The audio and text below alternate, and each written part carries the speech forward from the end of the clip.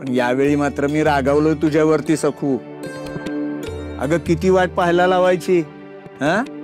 तुम्ही दोघी मायले की अजिबात फिरकत नाही इकडे। मोठ्या एकादशीला सुद्धा आला नाहीत तुम्ही। तुझ्या लग्नाची वार्ता कळली तेव्हा मी निरोप पाठवून बोलावून घेतलं तुम्हाला। आणि लक्षात आहे ना सखू, मला एखादं छानसं भजन ऐकवणार होतीस, विसरलीस की काय? नाही नाही दादा आजोबा, अशी कशी विसरेन मी? नाही ना, मग वाट कसली बघतेस? कर की सुरू, ये अशी समोर ये।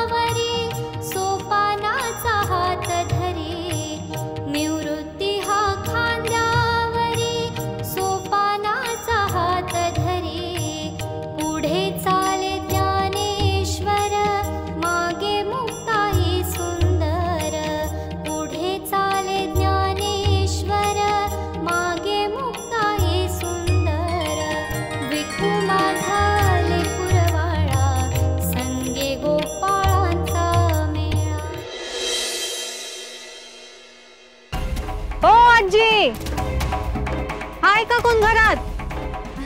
आले।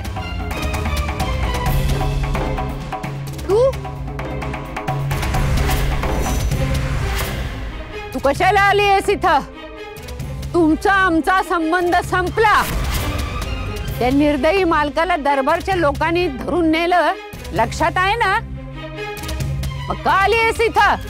किती बोलता हो आजी तुम्ही, किती बोलता हा?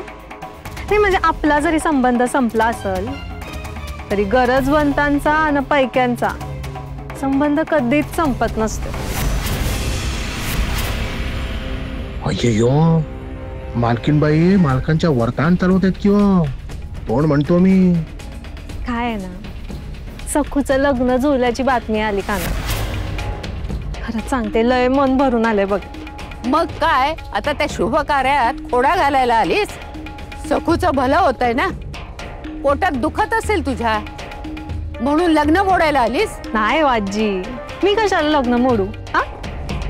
मी तर उलट जोडाया आले।